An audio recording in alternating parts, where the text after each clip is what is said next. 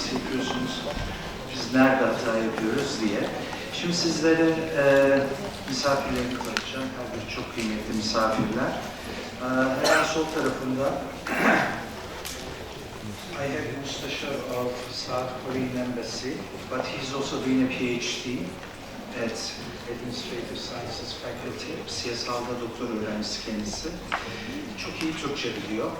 Onun için ağzınızdan çıkarın, kulağınızı. Miss Mottus, she is the ambassador of Estonia, and she has been here for 3 years, and she's going to be with us today. Thank you for accepting the invitation. And on my right side, I have the Canadian ambassador. He's also been here for the last 3 years. And finally, I have the acting ambassador of Finland, and he's living next week, the country, right? You're living for your country. And I would like to thank all of you for accepting our invitation, and I'm sure that the outputs of this discussion is going to serve a lot to the field of people in the field of education. I have to say this, I give the questions in advance to all participants, not at the hotel, but I give the questions. So they know the questions in advance. I have indeed 5 main questions that I'm going to address to participants, and we are going to go by the question, not by the country. And of course I'm going to start with Mottus because she's the only lady on our panel. And the first question is about the numbers and figures of the system. How many students you have in the country? How many teachers you have in the country? But before you answer this question, let me give our figures. In Turkey we have how many teachers? 1 million? More than 1 million. How many students we have? 13, 18? 18 million students. So now you can answer the question. Thank you very much. Good afternoon, merhaba.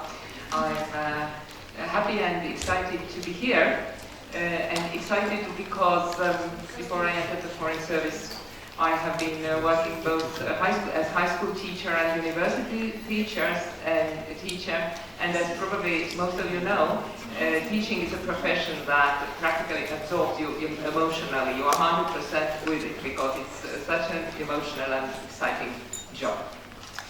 But as the question goes about Estonia's education system now, then yes, very briefly. I'm definitely representing the smallest country here at the table.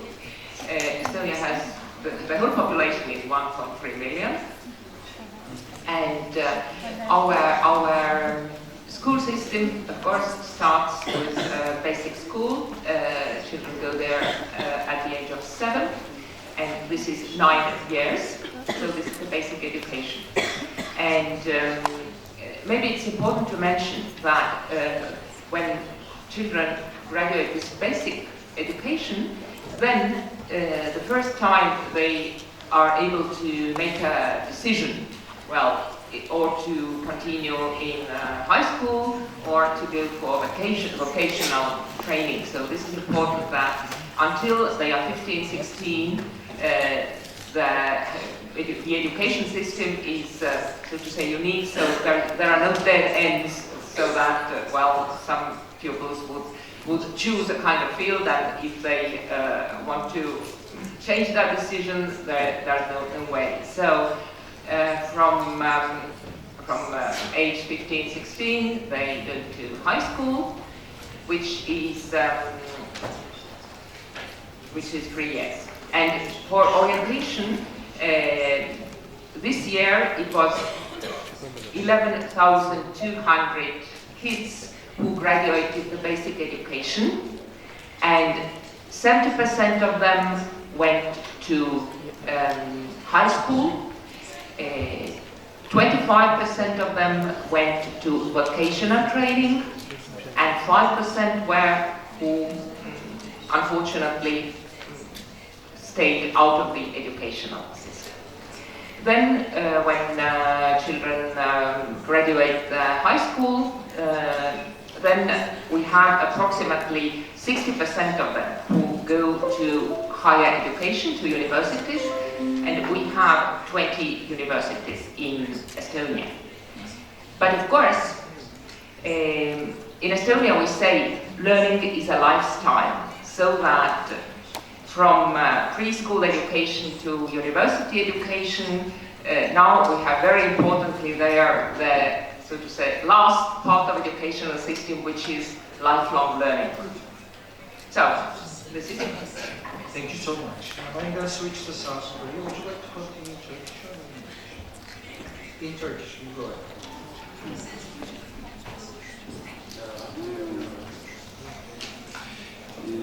önce Güney Kore'nin eğitimin durum hakkında anlatmadan önce Güney Kore olarak şimdi nüfus gibi genel bilgileri paylaşmak iyi olacağını düşünüyorum. Şimdi Güney Kore nüfus 51 milyon. Buranın büyüklüğü olarak Türkiye'nin 8'te 1'i civarında küçük olan ülkeyiz. Bu nedenle çok küçük yerde çok kalabalık ülkesi yaşıyoruz. Şimdi kişi başı milli gelir geçen sene rakama göre $30.000 geçmiş durumda. Biz eğitimde biz artı 3-3-4 sistem olduğunu söylüyoruz. İlkokul artı il, ortaokul 3 yıl, lise 3 yıl, üniversite 4 yıl olarak. Biz ortaokula kadar zorunlu eğitim sistem uygulanıyor.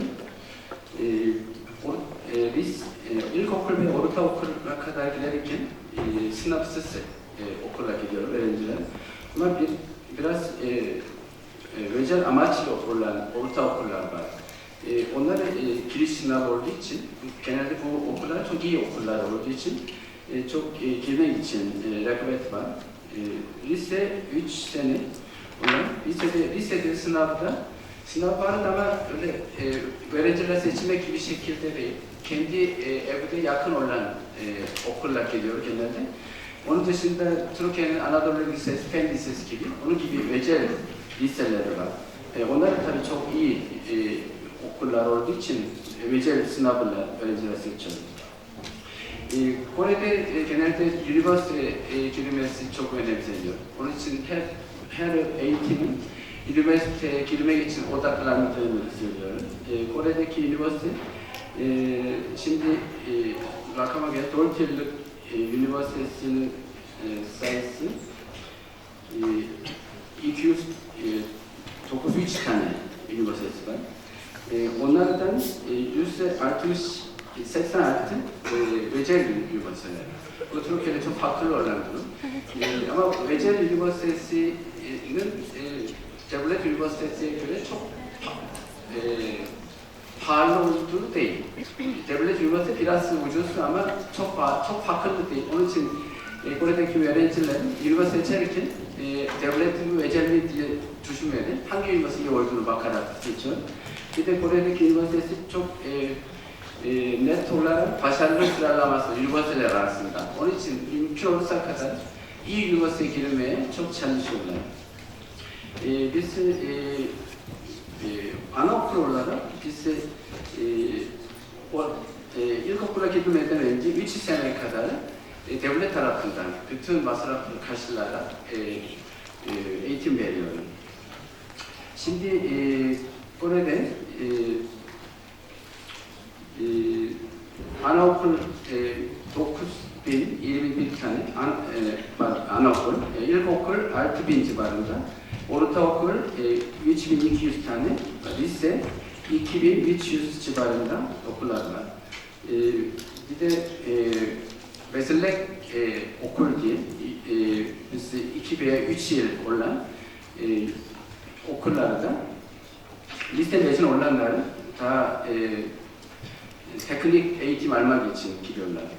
Şimdi bizim her sınıfta öğrenci sayısı geçen sene rakama göre anaokulda 18 kişi, ilkokulda bir sınıftaki öğrenci sayısı 22 kişi, ortaokulda 25 kişi, lisede 26 kişi civarında. Bir öğretmenle olan öğrenci sayısı olarak geçen sene rakama göre anaokul 12 kişi, ilkokul 14 kişi, ortaokul 12 kişi, lise 11 kişi civarında. Lise okula giden öğrencilerin okula devam eden oran olarak geçen sene akıma göre anaokul %50 civarında anaokula gidiyorlar. İlkokula giden sayısı %97.4 civarında. Ortaokula giden oranı %97.9. Lise giden oranı %92.4 civarında.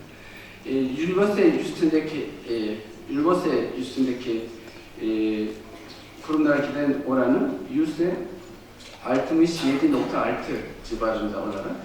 Bunu baktığınız zaman Kore'de hemen hemen lise mezunu olanları üniversiteye girmeye çalışıyorlar. Çünkü iş aramak için üniversite mezunu olmayanları iş bulmak çok zor olduğu için. Biz de Kore ekonomik kalkınmasında eğitime çok önem veren ülkesi. Şimdi eğitime önem veren bir kanıt olarak biz Kore'de Eğitim Bakanı, şimdi Kore hükümet içerisinde iki başbakan yardımcısı var. Birisi ekonomi sorumlularına bakan, bir de eğitim bakanı, başbakan yardımcısı olarak bu kadar eğitime çok önem veriyoruz. Bu kadar. Teşekkür ederim. Thank you so much. Now, Soini, since your country is a legend in the field of education, what are the numbers? Thank you. Merhaba.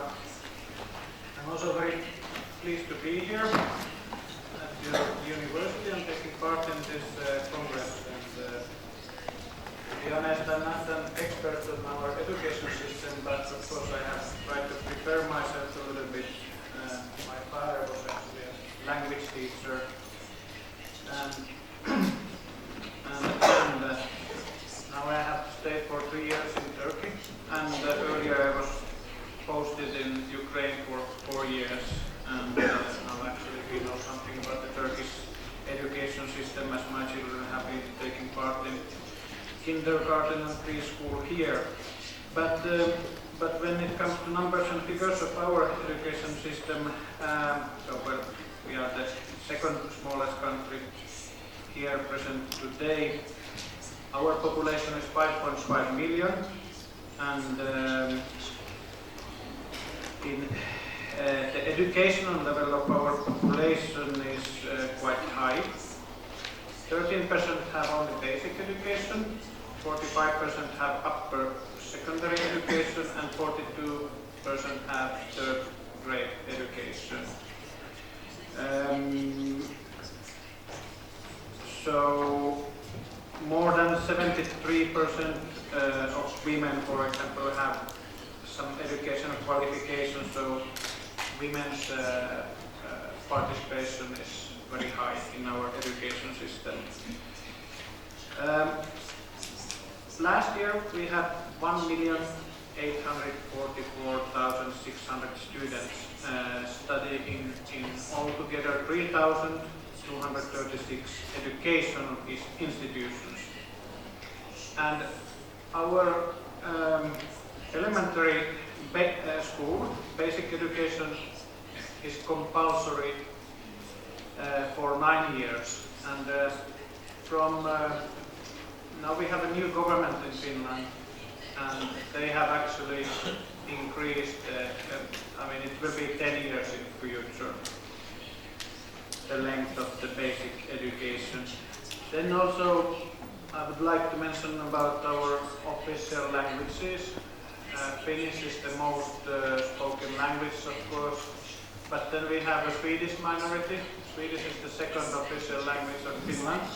Approximately 5% of population speaks Finnish. But also we have a very small Sami language, which is related to Finnish language. There are some thousands of speakers of Sami language, but they can also have basic education in their language.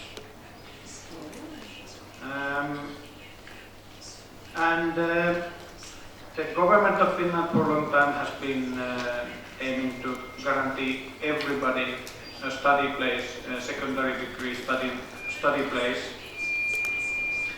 And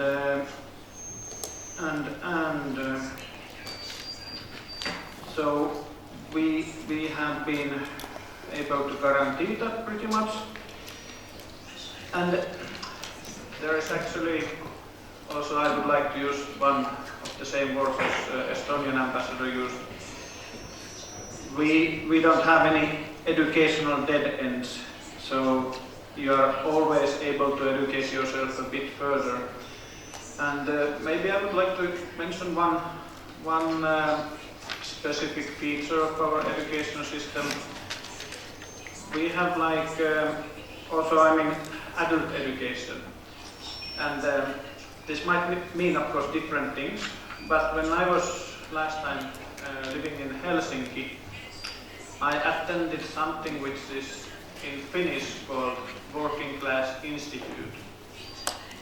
What this means in practice is that there is somebody who knows a specific theme that might be picking mushrooms or doing some, making some kind of handicraft, or, for example, language.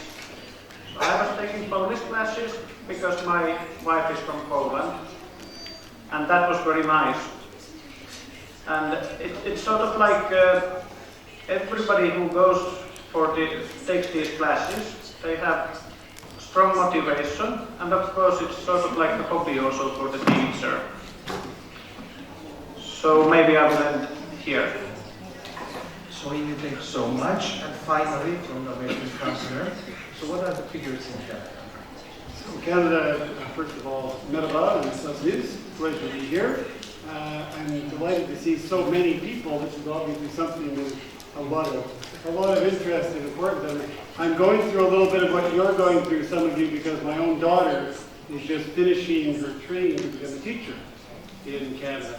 So she is teaching French. She's an Anglophone, but she's teaching in the French system, the French Catholic system, which I will explain in a minute. So she's in Ontario. So Canada is a bit different from the other three in that we do not have a central education system. We have 10 provinces and 3 territories, and much of education is also governed at the local level, where we have school boards that are elected locally. So it's a very diffuse system, with most of the education funding and infrastructure and governance at the level of the provinces.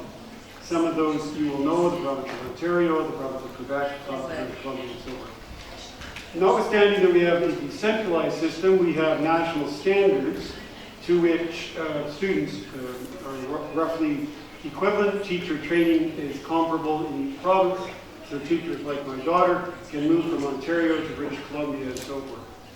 We have, in the numbers, we have about 750,000 teachers. We have 5 million students in elementary and secondary school. We have about 2 million in university. And the biggest number, which is the new number, is we have 750,000 foreign students, which is new because just 3-4 years ago, we had about 350,000. So think about that number. In 4 years, we've added 1% of the population of Canada just in foreign students. So as the BBC said a few weeks ago, we've become an education superpower in terms of attractiveness of Canada. So it is a federal system. It's also characterized by a very high degree of intercultural or multicultural teaching. 1/3 of students coming into our secondary and elementary school system are from other countries. And when we talk about the PISA scores, I'll mention how that works for them. It's bilingual because we are a bilingual country, but of course students coming from many countries are speaking a 3rd language, so we actually do have programs to allow for that as well. And as I said, my own daughter is an Anglophone teaching in French, not French, but in French, in the Catholic Ontario system, because going back 150 years when Canada was founded, we have Catholic school boards, Protestant school boards in some of the provinces. All of this is public funded. We have a very small private sector in education, and it's a state system with not like the US, we don't have elite private universities, we just have really good universities. We have 96 universities, 134 colleges, and colleges are something like Ankara University would resemble a college and a university in Canada, something in between. So that's, broadly speaking, the picture of Canada, but the main takeaway I would want to leave you with is that it's a very decentralized system that seems to work for us. Thank you so much. It was quite interesting to hear your figures though. I'm gonna continue with your PISA scores and your performance, your country's performance on PISA. Okay, I'm gonna continue with you. And how do your students do on PISA? Well, the last PISA test, which was in 2015, then Estonia was rated second among the OECD countries after Japan. Of course, this is a very high rating, and of course we are very happy about it. And if we look at the results concretely, then every time in PISA, one field is, let's say, under special attention, or human sciences, or math, or natural sciences. And this time it was natural sciences, where Estonian pupils also were quite good. But what was maybe the most positive result for us was that the functional reading skills had become a lot better. So this was something that our experts put an accent on.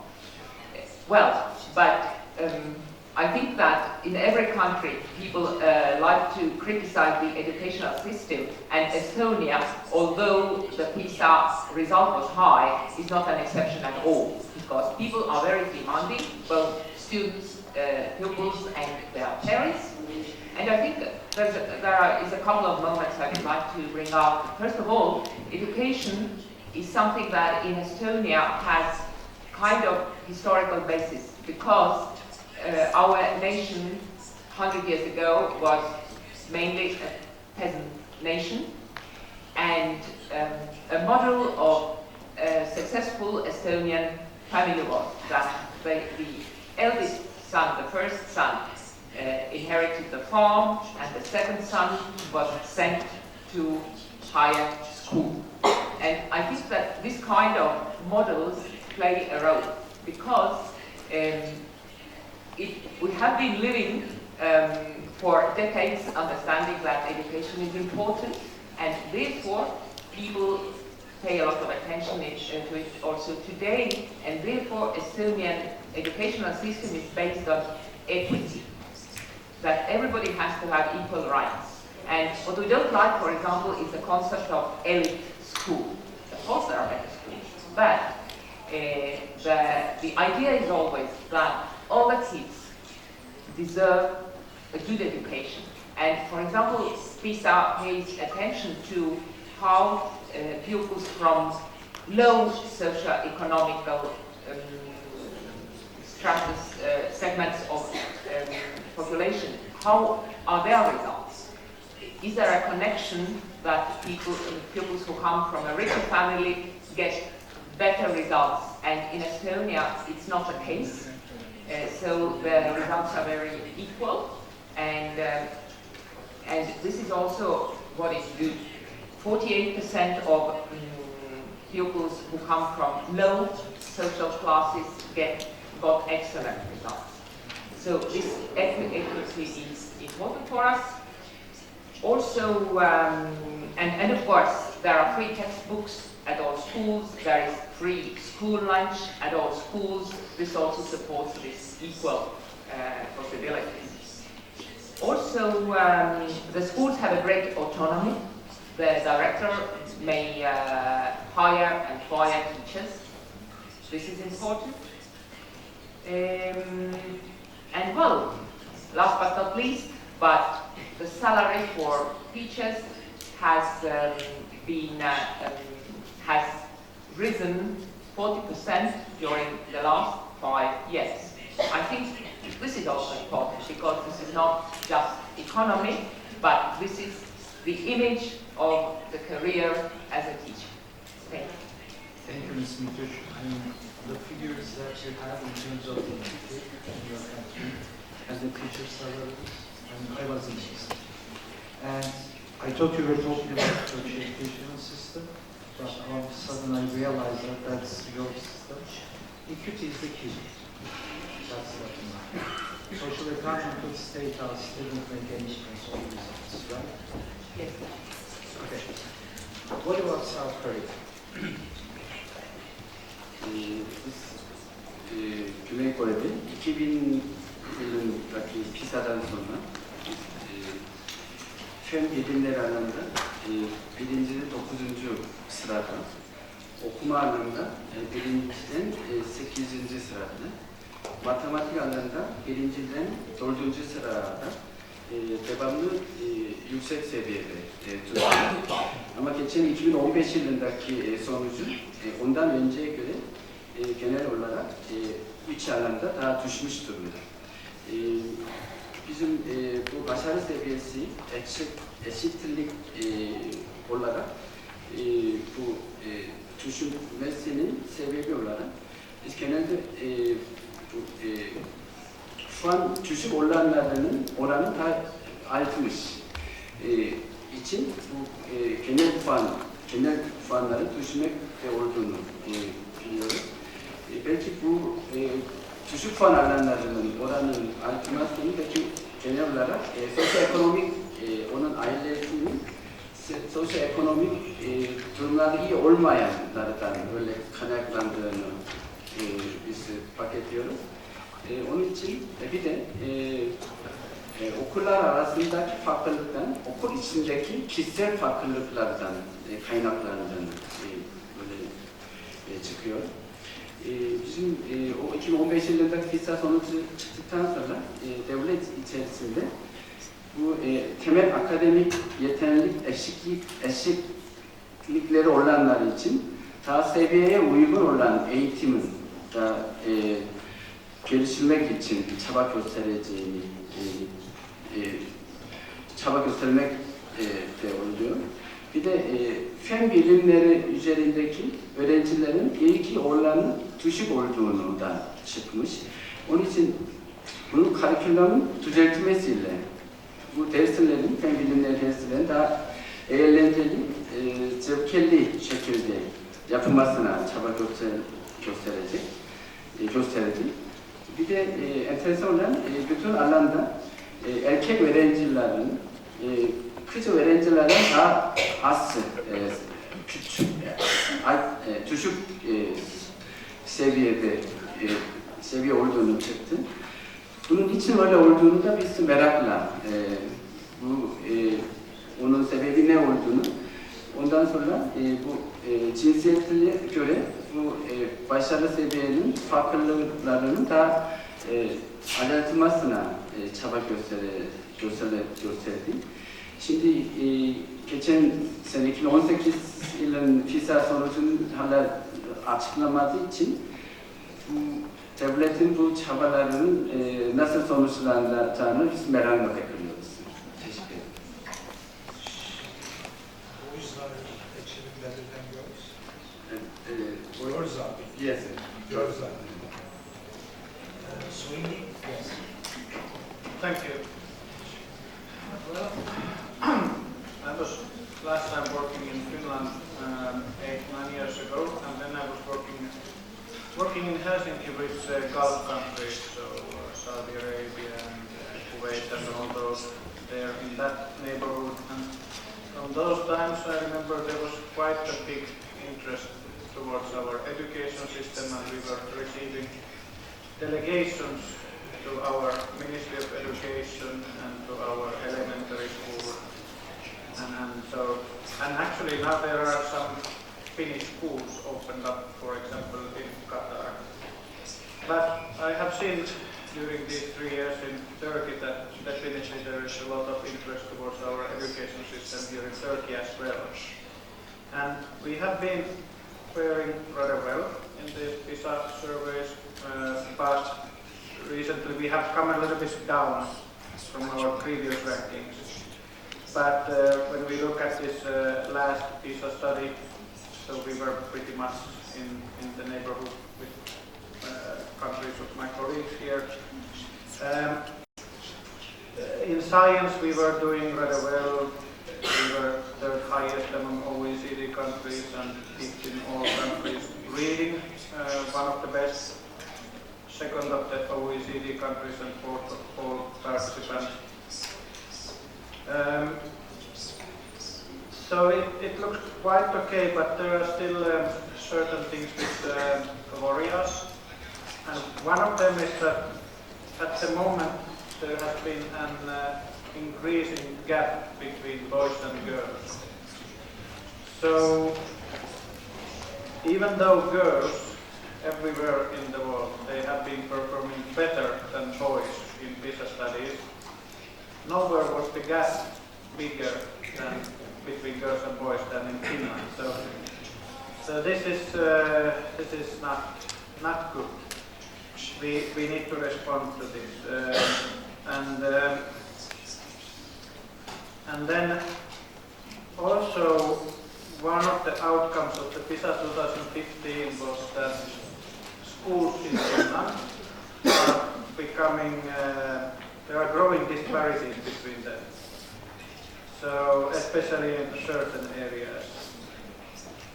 However, like traditionally, Finnish school system has been very equal, and everywhere in Finland, from south to north, from northwest to east, one has been able to have pretty much the same level of elementary education.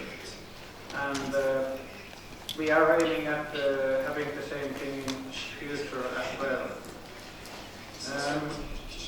Then I would maybe point out one thing about students or pupils with immigrant background. We have asylum seekers in Finland and also other immigrants, and they are not always performing so well as Finnish speakers or Swedish speakers. So we need to put that tension on this. Of course, let's say that there is a person with Arab background in Finland. So usually we are giving also like 1 or 2 hours a week of teaching the mother tongue of the person in question. And maybe about the history of the Finnish education system or our relation with learning and teaching. Somebody once explained that, well, in old times, in our church, you had to pass something called confirmation, and so that meant that after that you were able to read Bible. And if you didn't pass that, you were not given permit to marry. So people had an incentive to learn to preach. So this is sometimes has been an explanation that already in old times, well, people in Finland wanted to learn to read at least. Thank you. Thank you, Soini, Mr. Soini. Mr. Cooter, yes. So like the colleagues, Canada have been in the top 10 in the PISA scores. We are, the last assessment, we were number 2 for reading, number 10 for math, number 7 for science, and we have the second highest rate for high school completion worldwide. And overall excellence in education, we ranked 3rd among 15 of the wealthiest countries. And within that, if you were to break it down by the provinces, it represents about 40 to 50% of the countries. So Alberta, British Columbia, Quebec would be in the top 5 in the world. Within that, as I said, we have a lot of new students, new immigrants to Canada. Interestingly, they achieve the same scores as native Canadian students within about 3 years of arrival. So that's something we're quite proud of. We're not so proud, however, of the much lower scores of Indigenous Canadians, that is to say, our native peoples. who score about 17% lower, and in fact the gap is growing, both with native Canadian-born Canadians and immigrant Canadians. So that's something that the Canadian government takes very seriously. Prime Minister has just spoken out on that a few days ago, but we need to address it. The conditions where Native people live are such that it's harder to provide that kind of education. The poverty rate's higher, and so that's something that we do need to tackle. But overall, we have the same equity in our system as the colleagues do. It's much stronger equity than in other countries. For example, in some countries, the PISA scores represent the median between something that's very high, and something that is very low. In Canada, the scores represent the great majority of where the students actually lie. It's only about 9% difference between the highest and lowest scores, so it does reflect that equity in our system as well. As for girls and boys, that's or young men and young women, this is another area of some concern. In this case, because the girls are doing better than the boys. And that's been the case for about 10 years, that's been evident. And each gender seems to have somewhat greater strengths in one area than another. But it's important that we motivate the boys more than has been done in the past. So that's not something we've been able to effectively tackle yet, but it's certainly on the radar. So I'll leave it at that. Thank you so much. Now we are going to continue with the teacher training policies of your countries in terms of... Okay, I'm going to continue with the teacher training policies of your countries in terms of research and service. And how do you support teachers' professional development as well?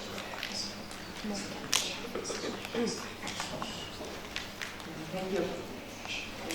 I'm sorry, I don't have with me the exact number of teachers in Estonia that I'm going to invent it here, but I do have some quite interesting statistics. I may say that 85% of teachers in Estonia are women.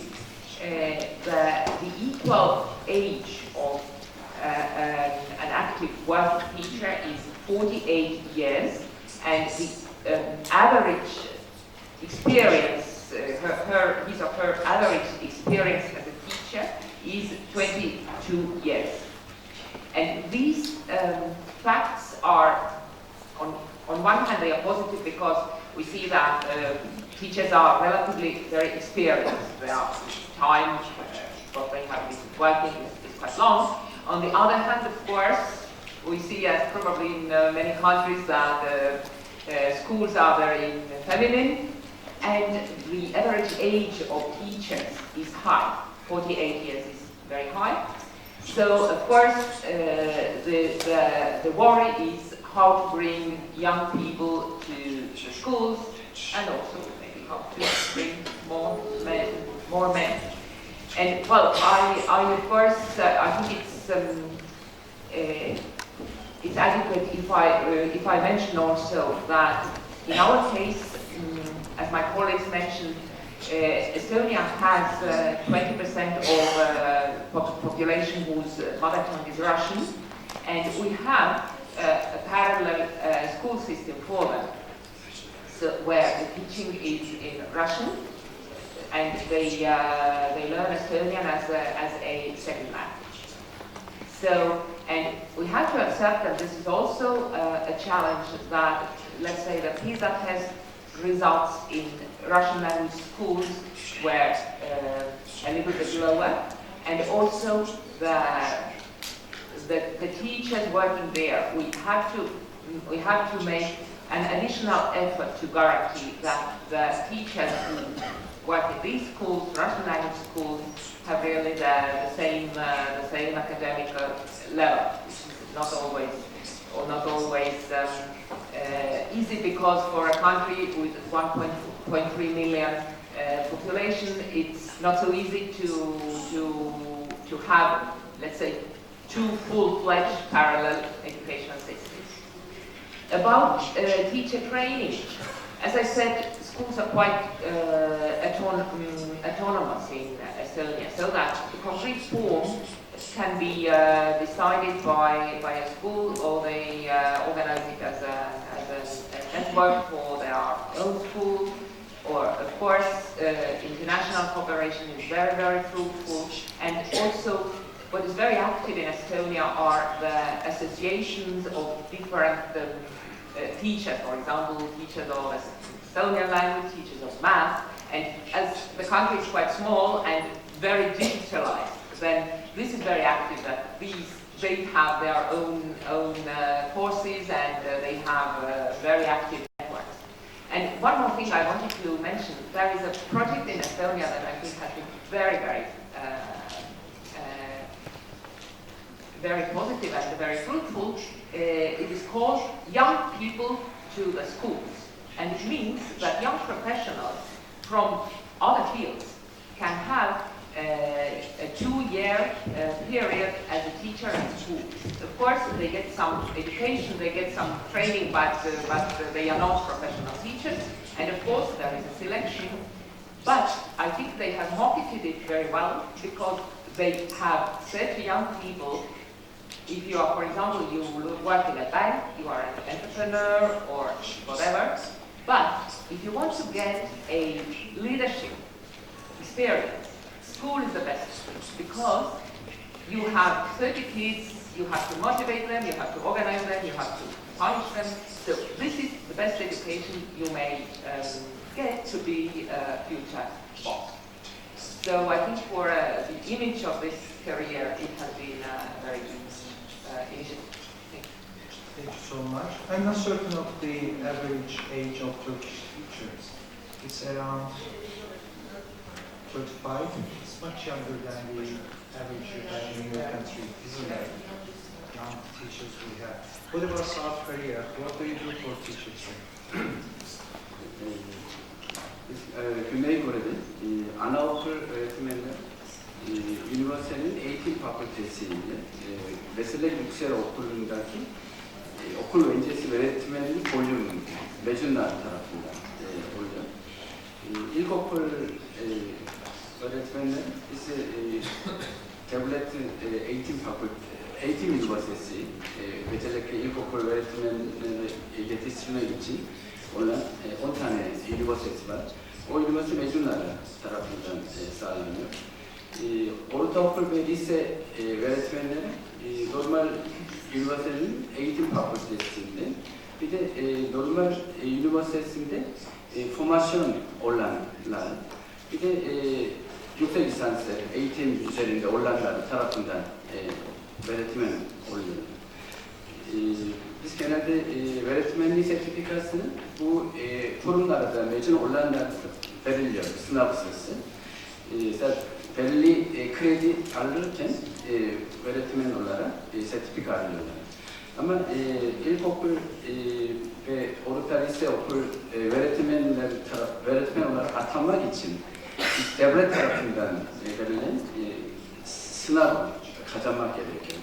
Bu ilkokul öğretmenler için sınavlar genelde ilkokul öğretmenler için o üniversitesinin öğrenci kontenjanı öğretmen ihtiyacına göre uyguladığı için çok fazla rekabet olmaktan mezun olanları genelde öğretmen olarak atanıyorlar.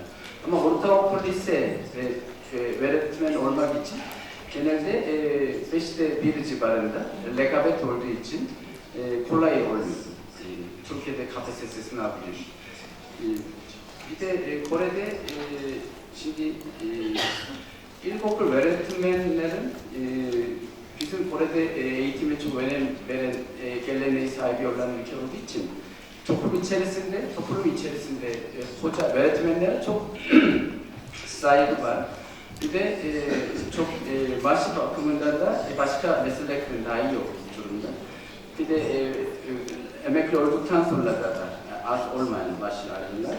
Bir de emekli olunca kadar iş garantisi de var. Onun için Kore'de genelde ilkokul öğretmen olacak kişilerin lise mezunlardan %1 içinde olanlar ilkokul öğretmen olabilir. Ortaokul lise öğretmen olacak kişilerin lisede %30 içerisinde olanlar olabilir. Bunun genel olarak öğretmenlerinin çok kaliteli, çok yetenekli olan kişilere öğretmen olduğunu söyleyebiliriz. Öğretmenlerin de uzmanlığını geliştirmek için onlara belirli saatte yıllık eğitim almak zorunda. Şimdi 2017 yılının rakamına göre ilkokul öğretmenleri yılda 116 saatte bu eğitim almak gerekiyor. Ortaokul öğretmenler yılda 99 saatte, lise öğretmenler 87 saatte kişiyle ilgili eğitim almak gerekiyor. Bu öğretmenlere bu eğitim vermek için oraya içerisinde 110 tane bu eğitim veren kurumlar. Uzaktan eğitim de olabilir. Uzaktan eğitim için 35 tane kurum bulunuyor. Bu kurumlar tarafından hocaların kendi gereken eğitimler alarak uzmanlığını geliştirmeye çalışıyor. Bugünlerde Kore'de ilkokul ve ortaokulda software eğitim zorunlu olarak koymuştu. 2018 yılında ilkokul 6 sene olarak 5 ve 6 sınıftaki bütün öğrenciler 17 saatte software eğitim almak gerekiyor. Şimdi 2018 yılında ortaokulun %42 ortaokulda bu eğitim zorunlu olarak verildi. Şimdi 2019 yılında devletlerin hedef olarak 100 ilkokulun bütün ilkokullarda, ortaokulda %82 tane ortaokulda software dersi vermeye çalışıyorlar. 2020 yılında ilkokul, ortaokul, bütün okullarda bu software dersi verilecek. Onun için öğretmenlere bu software dersi vermek için ona gereken bu eğitim almak gerekiyor. Onun için bu şimdi bütün hemen hemen öğretmenlere bu 4. sanayi devrime uygun olan yaratıcı bütünleştirme yeteneklerin yetiştirme için gereken bu kabiliyetinin hocalar olsun diye. Şimdi 2015 yılından beri hocalar, ilkokul öğretmenlere software eğitim vermeye başladı. Bu sene 2019 Şubat ayına kadar şimdi ilkokul öğretmenlerden 75.000 öğretmenleri bunu bütün öğretmenlerin %30'dan fazla olanlar bu eğitim almış. Bir de onunla beraber şimdi eğitim üniversitesi mezun olduktan sonra ilkokul öğretmen olacak. O üniversitesindeki öğrencilere de bu software eğitimi vermeye çok çaba gösteriyor. Bu şekilde başka uzmanlık gelişme içinde de var ama özellikle biz bugünlerde bu 4. sanayi devrimini hazırlamak için gereken eğitimi öğretmenlere vermeye çalışıyoruz. Teşekkür ederim. Interesting that some of the points are quite common between the Korean educational system and the Turkish educational system regarding to teacher training. Okay, so what about Finland? How do you prepare your teachers? Thank you. I perhaps forgot to mention one thing about our education system as well, which applies to Estonian and Canadian one. I mean, in Finland, education is basically for free from elementary school until the end of the university studies. So that's of course an element which should make it easier for people from different backgrounds to take part. Of course, there are differences between different social classes in their attendance at the education. I would actually like to emphasize that in Finland it's a highly competitive profession. It's it's not easy to start studies to become a teacher. I don't have the statistics, but it's much easier to get to study something else in universities.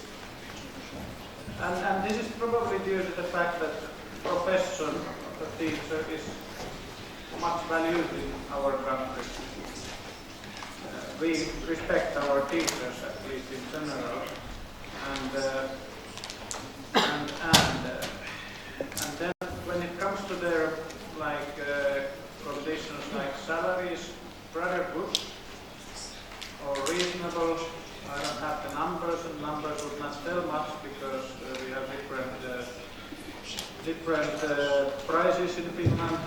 But it's okay, it's acceptable level, and working time as well is usually quite reasonable. And then teachers also enjoy plenty of autonomy in their profession. They can actually decide themselves pretty much in which way they want to teach their subjects. And also they can decide what kind of learning material will be used in classes and how the purchases are to be made by the school. This also, of course, relates to the other score of Finland being one of the least corrupted countries according to Transparency International. And then, of course, teachers, like I said earlier, education is not something that you receive until a certain age and then it's done. That's of course not the case, even when it comes to teachers. But they are also being trained while they are working. And now, for example, our Ministry of Education and Culture has awarded 28 million euros for 45 projects to develop this teacher education. And we are now stressing effectiveness of education and adaptable learning environments, as well as learning communities to develop professionally. These are the directions we want to develop for our in our teachers' development. So teachers have bachelor's or master's degree always. And then also, of course, our Board of Education is monitoring effectivity of education in different schools and institutions. However, this is not that the guidance is not very strict. Like I said already, teachers and actually also the schools, universities, and other institutes, they enjoy high level of autonomy. So they have a lot of their own power actually to work in the way they want.